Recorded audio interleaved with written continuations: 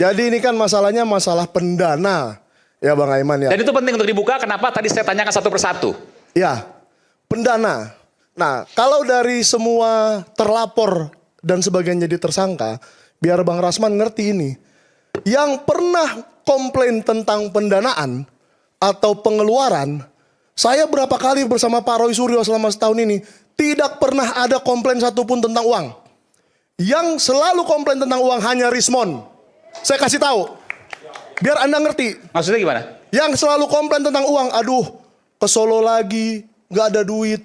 Aduh ke ini lagi, keluar segini dong, keluar segitu dong. Itu selalu Rismon. Suruh dia bicara. Saya saja tidak pernah komplain. Saya tahu Baligi Academy itu hasilnya berapa YouTube-nya. Saya yakin bisa menutup, tapi dia kan gak mau break even. Ratusan juta? Enggak lah, ratusan juta gimana sih? Enggak total. Iya mungkin ratusan juta kalau di total semua ya. Tapi setiap bulan mungkin puluhan juta. Ya itu kan dia ada Gede juga dong. buat penginapan Baligi dia. Academy itu YouTube-nya Bang Rismon ya. Betul. Oke.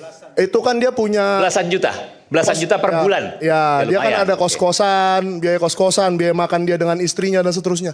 Itu masa dihitung biaya perjuangan? Enggak dong. Enggak ada perjuangan juga dia harus keluarin itu. Tapi anyway, lalu bagaimana caranya buku ini? Itu Gibran Endgame, oke. Buku ini saya luruskan lagi nih. Yang sebagai syarat RJ katanya mesti ditarik. Ya. Panitianya kan Bu Buku Arviksan ini, ya. Dia mah tahu apa soal penelitiannya. Dia nggak tahu apa-apa. Dia tahu soal distribusi, nyari percetakan itu doang. Oke. Kalau penelitiannya ini punyanya Pak Roy Suryo penelitiannya. Kenapa? Nih, Bang Andi jangan ketawa dulu Anda. Saya kasih tahu. Penelitian ini dilakukan Roy Suryo kenapa? Karena Rismon tidak bersedia pergi ke luar negeri. Kenapa? Karena ada masalah dia kalau pergi ke luar negeri. Takut Dia sesuatu. dicekal. Nah, takut sesuatu terjadi. Enggak keluar negeri buat apa? Saya ke Melbourne, ke Sydney. Iya. Jadi waktu itu Pak Roy Suryo mau ke Sydney. Oke. Ke UTS InSearch. Ya. Bersama Pak Agus Yunanto yang di sebelah saya nih.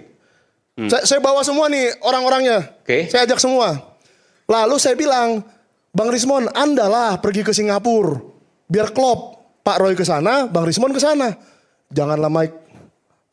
Ada masalah saya dulu di Jepang katanya. Oh, Bang Rismon bilang seperti itu. Ya. Oke. Kau aja lah Mike ke Jepang. Kubiayai pun setengah katanya. Tapi saya nggak bisa waktu itu.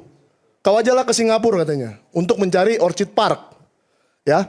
Dan itu yang jadi masalah. Kenapa Bang Rismon harus menulis ini dengan datanya Roy Suryo. Dan dengan data yang saya berikan juga. Itu data saya itu. Ini datanya Roy Suryo. Tiga saya tanya.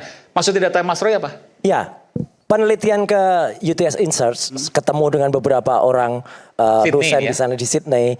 Kemudian kita ketemu dengan orang-orang yang dulu seangkatan dengan Gibran dan mereka tidak mengenal Gibran. Jadi bisa kita pastikan bahwa Gibran itu memang tidak selesai. Enggak, maksudnya datanya Mas Roy itu Mas data Roy tentang, ke Sydney. Saya ke Pergi. Sydney. Oke. Datanya. Dan satu lagi Mas Aim yang penting. Ya. Saya pergi bersama Pak Agus Yunanto ini. Sama sekali nggak ada yang membiayai. Saya keluar uang sendiri. Kalau memang hanya tiket tuh ke Sydney aja kan saya masih mampu lah keluar kayak gitu. Bolak-balik sekitar berapa? Bolak-balik sekitar 5 juta lah. Iya, bolak-balik lebih dong.